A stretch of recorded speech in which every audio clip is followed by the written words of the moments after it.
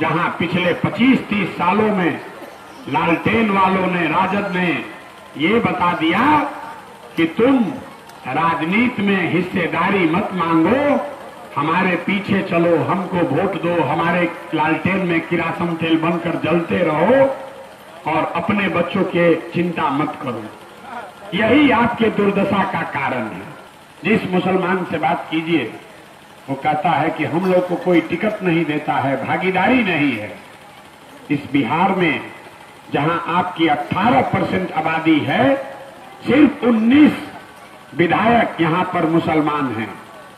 सभी पार्टियों को मिलाकर सिर्फ 19। नमस्कार, आप देख रहे हैं खबरी लाल लाइव और मैं हूं आपके साथ निधि सिंह। देखिए, जनसुराज के सूत्रधार प्रशांत किशोर एक सभा को संबोधित करते हुए कहे हैं कि मैं चंपारण से अपनी पदयात्रा का आरंभ किया था और अररिया और सुपौल जाकर मैं अपनी पदयात्रा को समाप्त किया हूं और इतने लोगों से मिला हूं और सबसे ज्यादा मुझे लगता है कि कोई पिछड़े हो चुके हैं तो वह सभी उन गरीब तबके के मुसलमान भाई।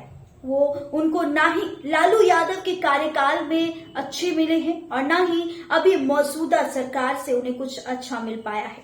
आप भी जरा इस पूरी वीडियो को सुने। प्रशांत किशोर क्या कुछ कहते हुए नजर आ रहे हैं। मेरा ही नाम है प्रशांत किशोर। हम आपसे वोट मांगने और चुनाव की चर्चा करने नहीं आए। 2-2.5 साल से हम बिहार में पैदल पैदल चल रहे हैं। चंपारण से चलते चलते अररिया सुपौल तक हम पहुंचे हैं। अभी आपके जिले में आने में 1 बरस का और समय लगेगा। बीच में अभी बाईपोल है, तो हमारे साथियों ने कहा है कि यहां पर आए और लोगों से बातचीत करें। आप यहां पर आए हैं, आपको लगता होगा कि प्रशांत किशोर कहेंगे किसको वोट देना है, तो मेरे भाई हम आपसे वोट का कोई अपील नहीं करेंगे। जिसको वोट देना है दीजिए, लेकिन आपसे वो बात जरूर करेंगे जो पिछले 2-2.5 साल से गांव-गांव पैदल जाकर जनसुराज में करते हैं। 2-2.5 साल में हमने जो बिहार में देखा, 5000 गांव में दलितों के बाद सबसे ज्यादा गरीबी, बदहाली, फतेहाली अगर कहीं दिखी तो वो मुसलमान भाइयों के गांव में दिखी। इतनी बड़ी आबादी और जो मुसलमानों की दुर्दशा है वो शब्दों में बयान नहीं हो सकती। कई नेताओं का भाषण आपने सुना होगा। मुसलमान नेता कहते हैं कि भैया हमको सभी ने ठगा है, हमको लालू जी ने ठग लिया, हमको कांग्रेस ने ठग लिया, हम लोग को कोई पूछने वाला नहीं है, अब भाजपा का राज है, मुसलमानों के लिए बहुत संकट का समय है। लेकिन हम आपको बताने आए हैं कि मुसलमानों की बदहाली क्यों है। मुसलमानों की बदहाली इसलिए नहीं है कि आपको कांग्रेस ने ठगा कि लालू ने ठगा। मुसलमानों की बदहाली इसलिए है कि आपके धर्म में, इस्लाम में, सामाजिक राजनीतिक जीवन के नजरिए से जो बातें बताई गई हैं, मुसलमानों ने उससे भी किनारा कर लिया है। आपके कौम में ये बताया गया कि जिस कौम को अपने रहनुमाओं की समझ न हो उसके ऊपर जालिम हुक्मरानों को मुसल्लत कर दिया जाता है। ये हम नहीं कह रहे हैं, ये आपके कौम में बात कही गई है।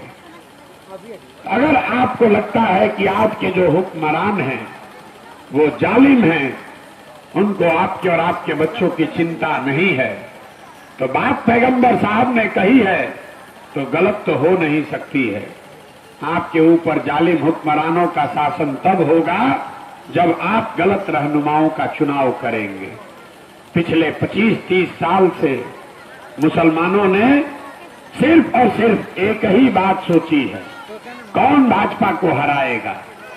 आपने ये नहीं देखा कि कौन हमारे बच्चों को पढ़ाएगा। आपने ये नहीं देखा कि कौन हमारे बच्चों को रोजगार देगा।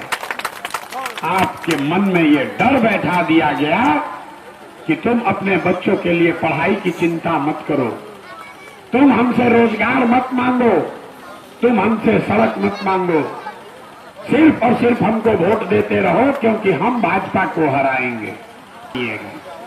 आपकी कौम में ये बताया गया कि बिना जद्दोजहद के जीवन में कुछ भी हासिल नहीं हो सकता। और आज का जो मुसलमान है वो राजनीतिक जद्दोजहद नहीं करना चाहता। आप अपने घर में गांव में बैठ के सोच रहे हैं कि ऊपर से कोई रहनुमा चला आए जो हम लोग को भाजपा से जीत दिला दे।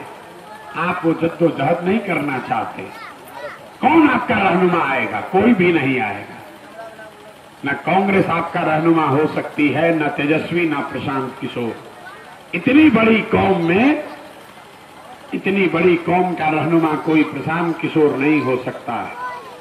आप 30-35 साल से राजनीतिक बंधुआ मजदूर बनकर सिर्फ और सिर्फ लालटेन को, राजद को और उनके सहयोगियों को वोट करते रहे। कभी नहीं पूछा कि भाई हमारे बच्चों का क्या होगा, हमारे बच्चों को क्या मिलेगा। आप ये नहीं पूछते हैं। मुसलमानों की ये दुर्दशा हो गई है कि आपसे कोई वोट मांगने भी नहीं आ रहा। मुसलमानों के गांव में कोई राजद सीपीआईएमएल का कार्यकर्ता नहीं आता। उसको मालूम है कि सामने भाजपा से लड़ाई है, मुसलमान से वोट मांगे या न मांगे अपने आप जाकर उसको वोट दीजिएगा ही दीजिएगा। अरे भाई, जब आपने अपने आप को बंधुआ मजदूर बना लिया तो आपके बच्चों का भला होगा कैसे? इसीलिए ये प्रयास शुरू किए। वोट नहीं मांगते, आपको ये बताने आए हैं कि अगर आप जद्दोजहद नहीं करोगे, आपके बच्चे राजनीति में नहीं आएंगे तो आपका और आपके कौम का भला नहीं हो सकता है। जिस मुसलमान से बात कीजिए वो कहता है कि हम लोग को कोई टिकट नहीं देता है, भागीदारी नहीं है। इस बिहार में जहां आपकी 18% आबादी है, सिर्फ 19 विधायक यहां पर मुसलमान हैं। सभी पार्टियों को मिलाकर सिर्फ 19 मुसलमान विधायक हैं। ये आपके लिए चिंता का कारण होगा, हमारे लिए नहीं है। आपके सिर्फ 19 विधायक हैं, ये चिंता का कारण नहीं है। चिंता का कारण ये है कि आबादी के हिसाब से यहां 1650 मुखिया, 1650 पंचायतों में मुखिया कोई न कोई मुसलमान भाई होना चाहिए, लेकिन पूरे राज्य में 1200 से कम मुखिया ही मुसलमान हैं। आबादी के हिसाब से 27,500 से ज्यादा लोग वार्ड सदस्य मुसलमान होने चाहिए, हैं सिर्फ 11,000 से कम। आप जरा सोच के बताइए, विधायक बनने के लिए आपको दल का टिकट चाहिए, इसलिए आप विधायक नहीं बने, लेकिन मुखिया बनने से आपको किसने रोका? वार्ड सदस्य बनने से आपको किसने रोका? आपके बच्चों को किसी दल ने नहीं रोका, आपको इस राजनीतिक मानसिकता ने रोका है, जहां पिछले 25-30 सालों में लालटेन वालों ने, राजद ने ये बता दिया कि तुम राजनीति में हिस्सेदारी मत मांगो, हमारे पीछे चलो, हमको वोट दो, हमारे लालटेन में किरासन तेल बनकर जलते रहो और अपने बच्चों के चिंता मत करो। यही आपके दुर्दशा का कारण है। तो आप सुन रहे थे प्रशांत किशोर को। प्रशांत किशोर सीधे तौर पे कहते हुए नजर आ रहे हैं कि सबसे ज्यादा अगर कोई पिछड़ा है तो वह मुसलमान भाई है। आज भी वो पिछड़े रह चुके हैं और पहले भी थे, उनके लिए कोई आवाज नहीं उठाता है। मैं अपनी वोट की अपने तरफ आपसे मांगने की अपील नहीं कर रहा, लेकिन आपके भविष्य, आपके बच्चे के लिए आपको जो सुविधा लगे, जो अच्छा लगे, उन्हें ही वोट करके और बिहार को एक अच्छी बिहार बनाएंगे। तो ऐसे देश दुनिया की तमाम खबरें के साथ देखते रहे खबरी लाल लाइव। मैं निधि सिंह, पटना। बहुत बहुत धन्यवाद।